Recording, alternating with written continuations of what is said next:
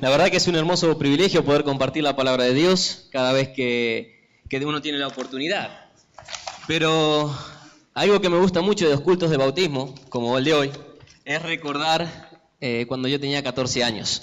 A los 14 años yo le dije al pastor de mi iglesia que me quería bautizar. Entendí el porqué y ahora vamos a hablar un poquito de este porqué. Pero antes de eso, a los 9 años yo había recibido a Jesús como mi Salvador. Yo no nací en un hogar cristiano, tampoco. Caímos allí en una iglesia medio por casualidad, dice el mundo, nosotros diríamos por causalidad. Mis padres estaban separados, o sea, había bastante desorden en casa.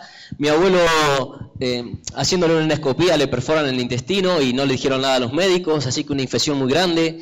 Y allí tuvo que estar 6 meses en un hospital, mi abuela cuidando a mi abuelo, mi madre trabajando para darnos de comer y nosotros viviendo en casas de distintos vecinos. Siempre hay buenos vecinos que cuidan a aquellos niños pequeños. Yo tenía unos 6 años, mi hermana 8, y con 8 añitos la llevó uno de los vecinos, le dijo a mi mamá que claro, que él iba a una iglesia y que si mi hermana se quedaba, él no tenía problema de cuidarla, pero que tenía que ir a la iglesia con ellos, porque no iban a faltar por mi hermana. Entonces mi mamá dijo que no había problema. Con 8 años, ella recibe a Cristo, entiende la verdad del Evangelio, que ahora vamos a hablar un poquito de ello, recibe a Cristo y viene a casa diciendo que si no teníamos a Cristo no podíamos entrar al cielo. 8 años. Y que teníamos que hacerlo, y que teníamos que hacerlo, y que teníamos que ir a la iglesia. Así que al siguiente domingo se encargó de levantarme, yo tenía 6, y me llevó a la iglesia.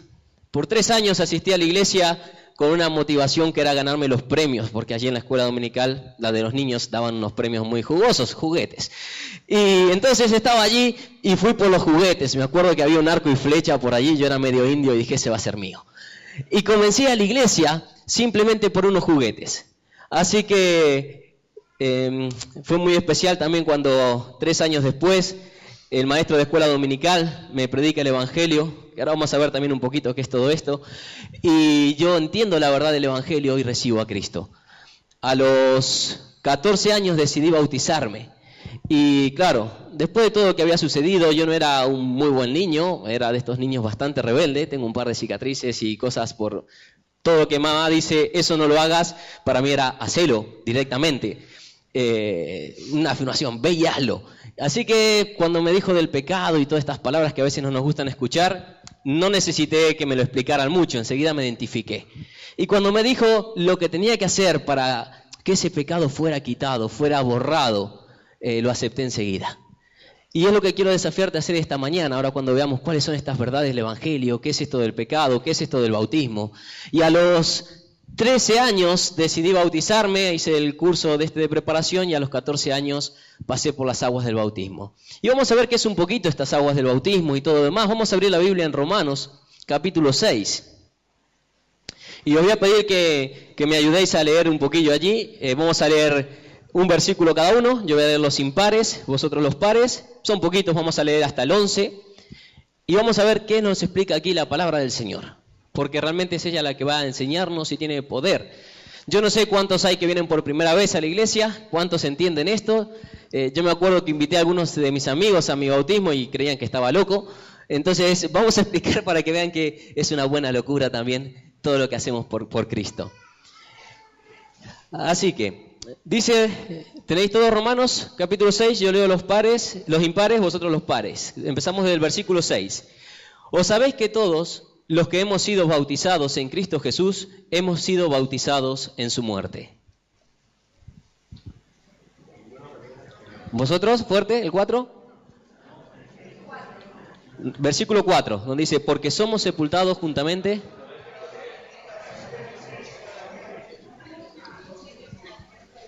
Vamos a leerlo juntos, les voy a ayudar porque si no coordinamos. Es que de Toledo a Madrid leemos a distintas velocidades, se ve. Dice, porque somos sepultados juntamente con Él para muerte por el bautismo, a fin de que como Cristo resucitó de los muertos por la gloria del Padre, así también nosotros andemos en nueva vida. Porque si fuimos plantados juntamente con Él en semejanza de su muerte, así también seremos en la de su resurrección. Crucificado juntamente con Él.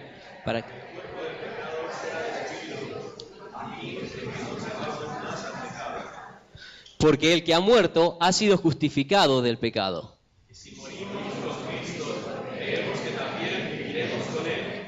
Sabiendo que Cristo, habiendo resucitado de los muertos, ya no muere. La muerte no se enseñoreará más de él.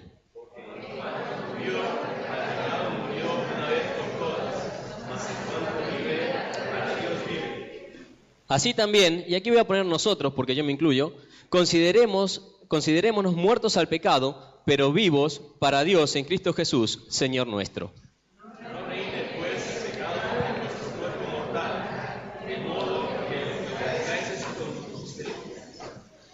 Hasta ahí vamos a leer hoy.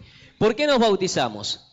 Bueno, en primer lugar, como dice allí en Mateos 28, 19, es un mandato. La Biblia dice: id de hacer discípulos bautizándolos. Pero para todo esto tenemos que entender la verdad esta del bautismo. Ahora, cuando estamos aquí en las aguas del bautismo, cuando somos puestos bajo del agua, estamos representando que hemos muerto al pecado. Y cuando somos levantados del agua, esa esperanza de que vamos a ser resucitados, porque ya tenemos esa vida, somos resucitados para vida eterna por Cristo. Ahora, aquí hay dos preguntas. ¿Por qué morir al pecado? ¿Qué significa esto? ¿Qué es vivir para Cristo? ¿Qué es esta nueva vida, esta resurrección? Entonces, empezamos allí a ver un poquito, y esto lo voy a leer yo. Dice Colosenses, capítulo 2, versículo 13, dice: y vosotros, estando muertos en pecado y en la incircuncisión de vuestra carne, os dio vida juntamente con él, perdonándoos todos los pecados, anulando el acta de los decretos que había contra nosotros, que nos era contraria, quitándola del medio y clavándola en la cruz, y despojando a los principados y a las potestades, los exhibió públicamente, triunfando sobre ellos en la cruz. ¿Qué es el bautismo? Es la representación de aquello que ya pasó en nuestra vida, aquello que entendimos una vez de que había pecado en nuestra vida. ¿Y qué es pecado? Algunos creemos que no tenemos pecado. Me ha pasado que hablando en la calle con la gente, me dice: bueno, lo que pasa es que hay un cielo, hay un infierno, hay un Dios, yo eso lo creo, pero es para los malos. Yo no soy tan malo. Yo no he pecado tanto como aquel que mató, que robó, que hizo esto. Yo, más que alguna mentirita piadosa, mentira piadosa, pío, bueno, no entiendo dónde está lo bueno en engañar, pero bueno, creen y tratan de justificarse. Entonces, ¿qué es el pecado? Vamos a definir pecado con la palabra desobediencia. Porque cuando ponemos desobediencia en lugar de pecado, no hay un pecado grande ni un pecado pequeño. Hayas robado una gallina, hayas matado a alguien, hayas mentido, hayas desobedecido a una autoridad, has desobedecido a Dios. Entonces, el pecado es desobediencia. Y la Biblia dice que el pecado, la paga de ese pecado, en Romanos 6:23, un poquito más adelante, es la muerte. ¿Qué es muerte? Separación eterna con Dios. La palabra muerte significa separación. Muerte física, el alma del cuerpo. Muerte espiritual, nuestro espíritu, del de Dios. Para siempre.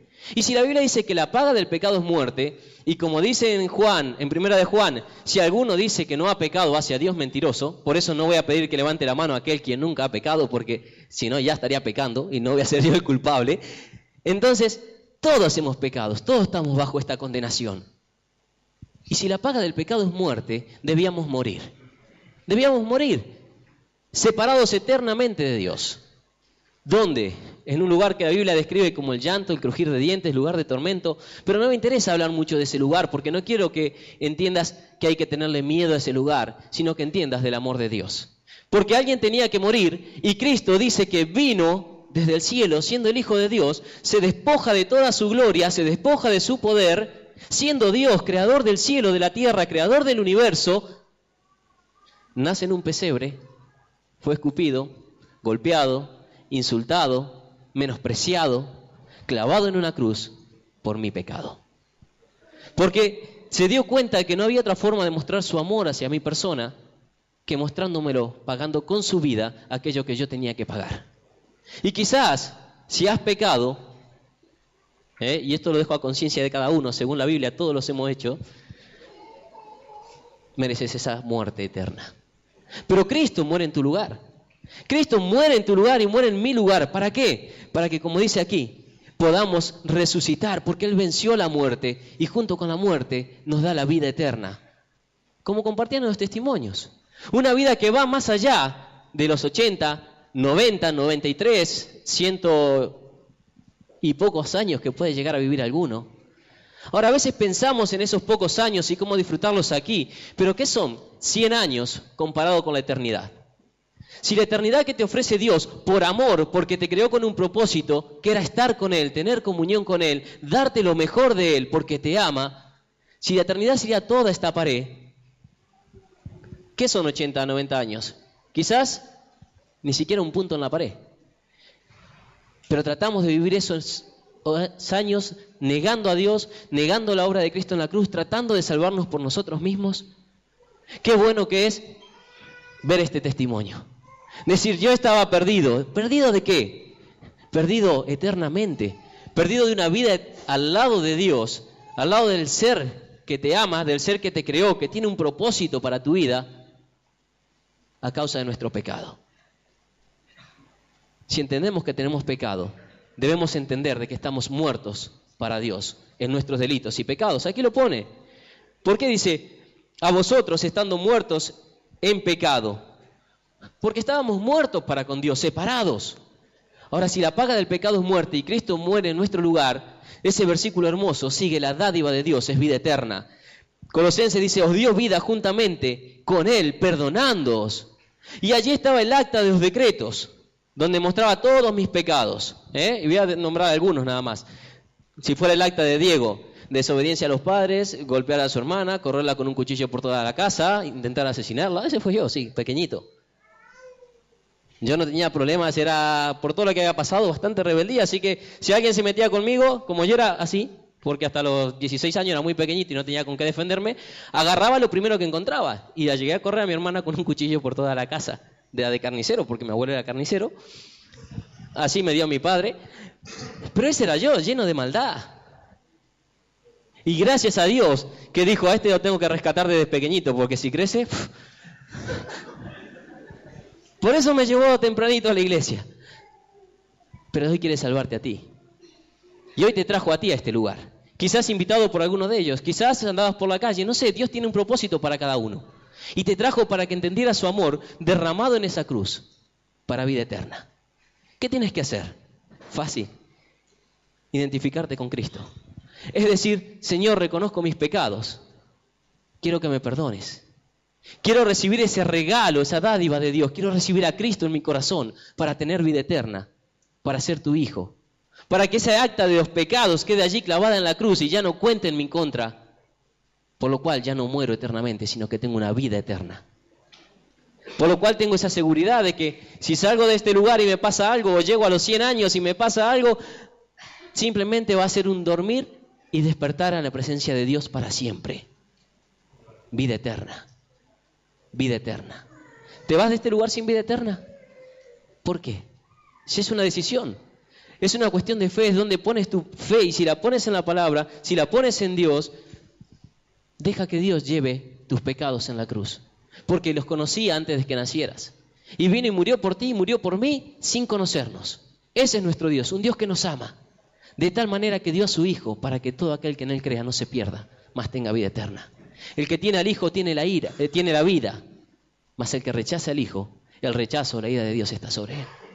Es lo que dice la palabra. ¿Por qué te vas a ir sin Cristo de este lugar? ¿Por qué te vas a ir sin vida eterna?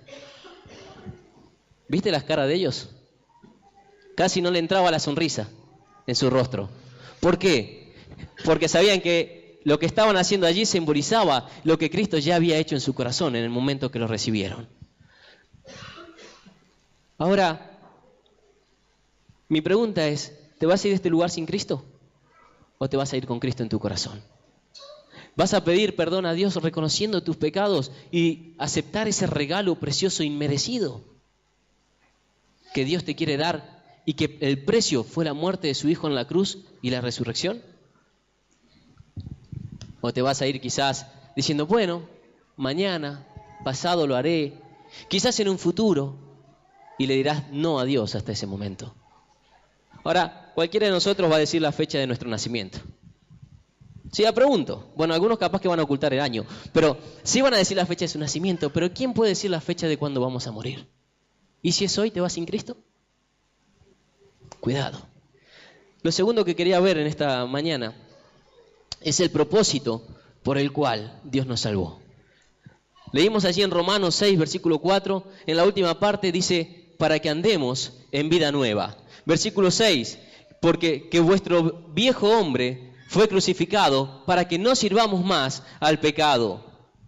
Versículo 10 dice, porque el que vive, para Dios vive.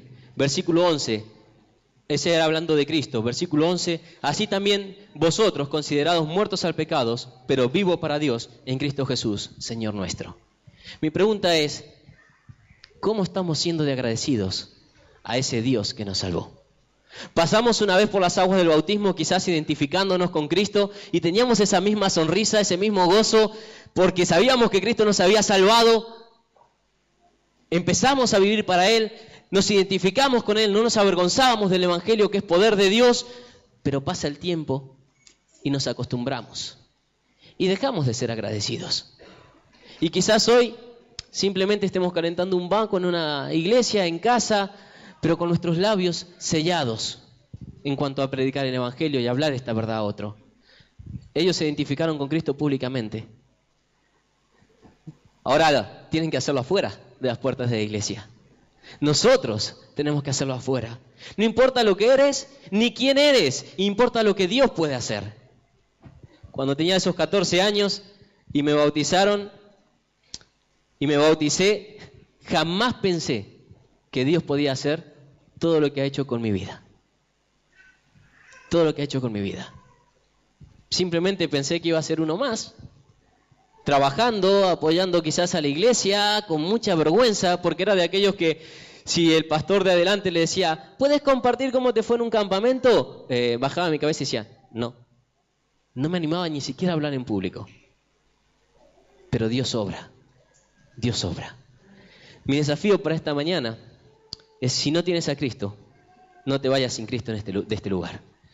Y si eres de los que ya ha pasado por las aguas del bautismo, si eres de los que todavía no han pasado, pero ya ha recibido a Cristo en su corazón como su Salvador, toma un compromiso de fe delante de Dios y decirle, voy a identificarme contigo, no solo en las aguas del bautismo, sino en mi forma de vivir, en el día a día, en mi trabajo, en mi colegio, en mi instituto, con mis vecinos, porque Cristo va a ser exaltado en alto en tu vida si tú lo haces de esa manera.